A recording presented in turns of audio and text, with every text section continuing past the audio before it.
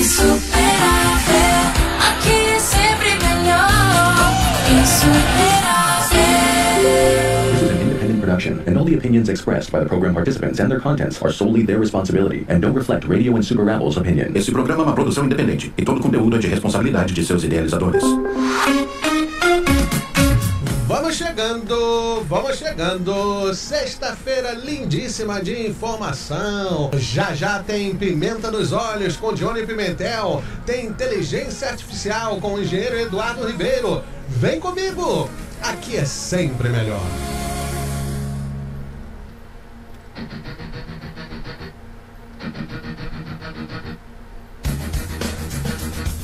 E agora, a Hora da Notícia, com o jornalista Eduardo de Oliveira. Intimidade com os fatos, sem medo de polêmica.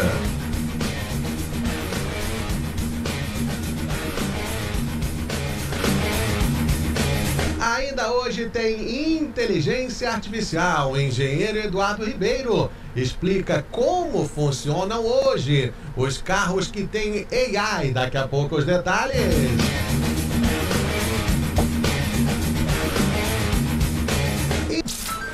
Inteligência Artificial. Como ela vem transformando o mundo e como evitar consequências não previstas. A partir de agora, a gente entra num mundo que já é realidade e muita gente se dá conta disso. Para desmistificar e explicar corretamente o que é inteligência artificial e como ela já está reprogramando o nosso mundo, está aqui o engenheiro de software Eduardo Ribeiro. Boa tarde, Eduardo. Boa tarde, Eduardo. Boa tarde aos ouvintes. Prazer ter hoje você aqui, Eduardo. Hoje nós vamos começar o nosso quadro com uma pergunta que foi feita semana passada. Eu vou pedir para você ser breve nessa pergunta, o máximo que você puder, porque a gente tem 4 perguntas ainda, mas a pergunta foi feita pelo Clovão. Eu coleciono moedas e cédulas. Existe alguma inteligência artificial para analisar as peças? Porque existem aplicativos, mas são com muitas falhas. Olha, Eduardo, existe, mas não para o consumidor igual ele, eu acho que é o interesse dele, né? Ele deve ser colecionador profissional e deve saber disso. A primeira coisa que ele tem que fazer é a autenticação da moeda, né, ou da cédula. Vou passar um website rapidinho, é pcgs.com. É um serviço profissional que faz isso. Eles dão palestra, dia 15 de janeiro eles vão estar em Nova York, e é com eles que ele tem que checar. Ele precisa pegar um certificado das peças que ele tem, e qualquer troca que ele for fazer, é importante ele ver se esse certificado existe, porque a moeda e a cédula precisa ser determinado o valor por essas entidades. Então, os aplicativos, ele já está ciente, ele falou, né? Eu tenho 2 aplicativos aqui, é o CoinSnap, e tem um outro também, cadê o outro? É o CoinScope. CoinSnap e CoinScope. Mas não tem para o consumidor.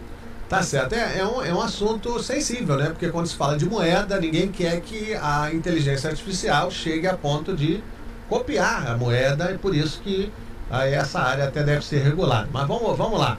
Hoje o tema é como funciona a inteligência artificial presente nos carros hoje. A pergunta primeira é o tema. Como é que elas estão funcionando hoje, hein, Eduardo? Eduardo, o carro autônomo, ele usa uma tecnologia que se chama reconhecimento de espaço em 3D. É bem complexo esse assunto. Estamos falando de carro sem motorista, né? Aquele sem motorista. Isso. Ok. E dirige sozinho. Mas vamos lá, simplificar. O carro precisa de ter vários sensores. Os 2 sensores primários que ele precisa de ter é a câmera para reconhecimento visual de objetos, de placas, o sinal de stop ele tem que parar, e um radar em cima dele. Geralmente esse radar gira bem rápido. O radar, ele detecta objetos e a distância desses objetos e o movimento e qual direção e movimento que esses objetos estão fazendo. Ou seja, o carro precisa usar esses sensores para estar ciente do ambiente onde ele funciona. E ele precisa também de GPS, né, para saber as coordenadas de onde ele está, para onde ele tem que ir. E as regras, né, que é onde a AI entra.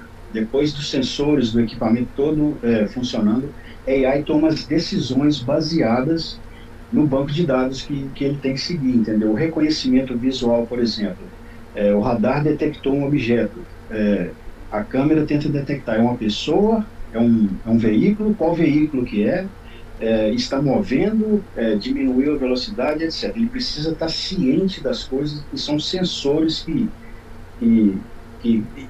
entregam essa informação para a inteligência artificial fazer o processamento, para ele poder. Os sinais de tráfego, por exemplo, todas as regras do tráfego, o carro tem que estar ciente de todas essas regras. Eu já entrei num carro desse em Las Vegas, tinha até 2 pessoas, mas a gente via claramente que o carro estava sozinho, tinha até uma latinha de cerveja do lado de fora na rua e o cara falou, olha, tá vendo ali? O carro já registrou que tem aquela latinha, não vai passar por cima dela. Então tem coisas que são ajustáveis também, porque o carro vê um objeto super pequeno como um perigo grande. E não é isso que eles querem e é para isso que esses carros estão sendo testados. Agora, é possível dizer que esses carros são seguros hoje ou ainda não? Olha, Eduardo, eu vou responder a pergunta na lógica e dar a minha opinião. Okay. Na lógica, eles são criados para oferecer uma segurança maior, porque eles vão seguir as regras do tráfego, do trânsito, né, e vão respeitar os outros carros, eles vão respeitar os sinais.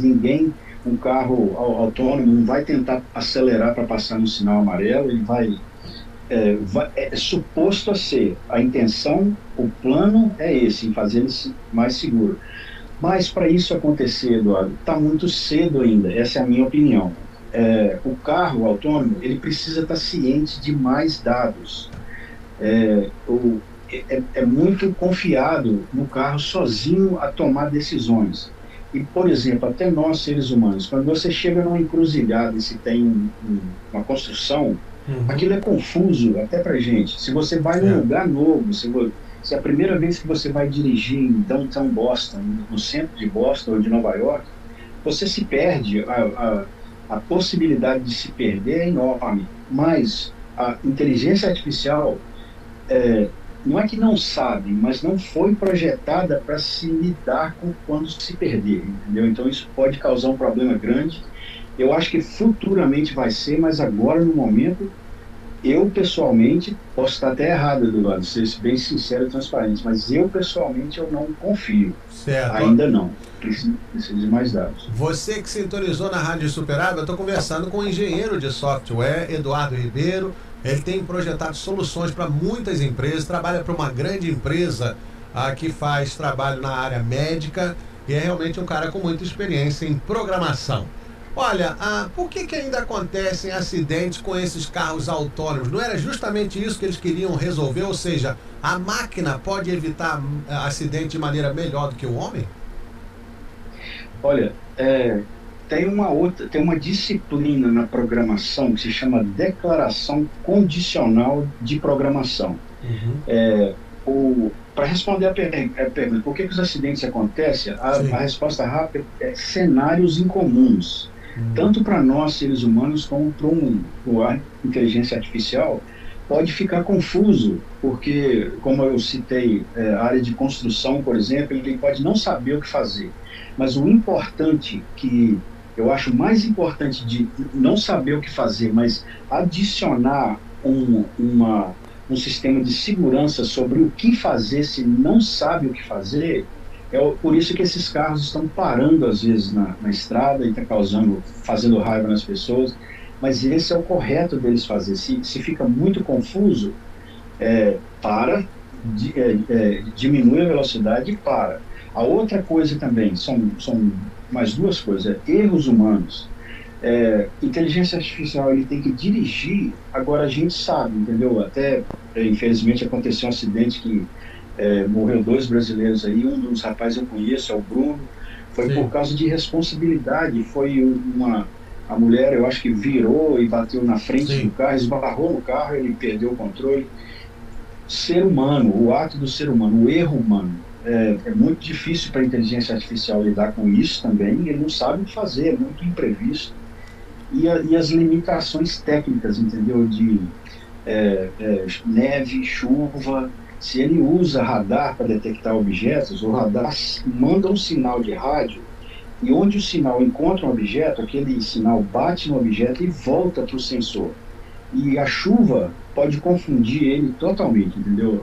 O carro autônomo, no momento, ele é muito perigoso dirigir em chuva ou neve, porque o radar não funciona 100% com essas coisas, entendeu? Interessante. Nesse exemplo que você deu, que é realmente um exemplo trágico, né, de que aconteceu no final de semana, o que nós tivemos foi a motorista bebendo a noite toda em festas do Halloween, né?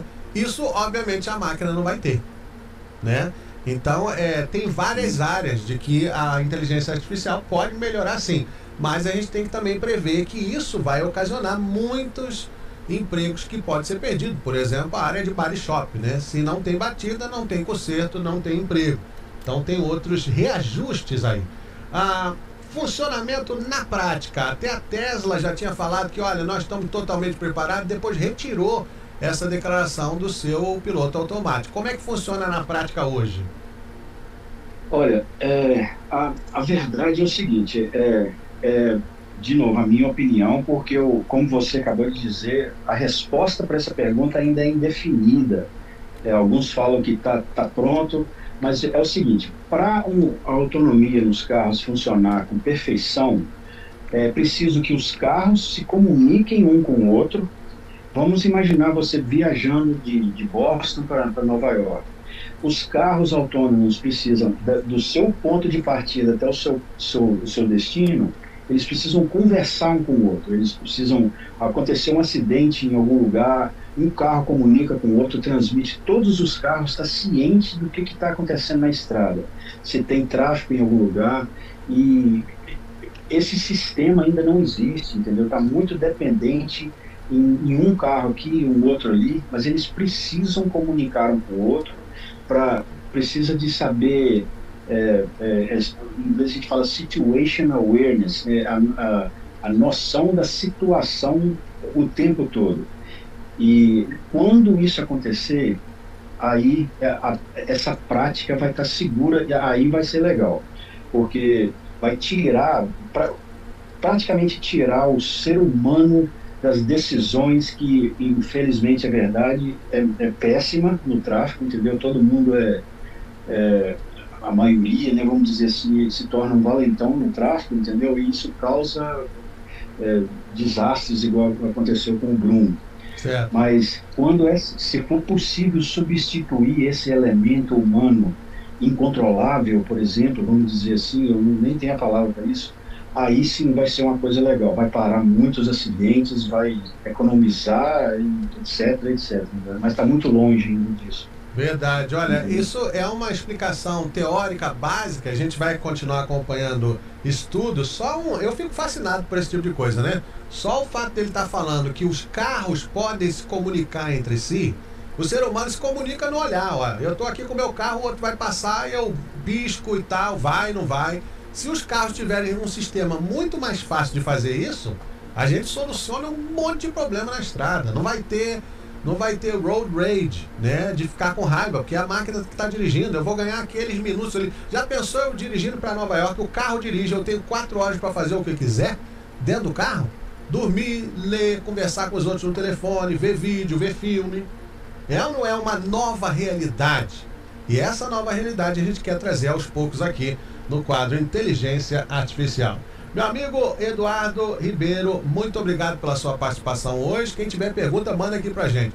Lembrando, deixa eu, antes de você se despedir, Eduardo, que as informações que ele trouxe, ele tem um blog pessoal que se chama artificialroutine.com.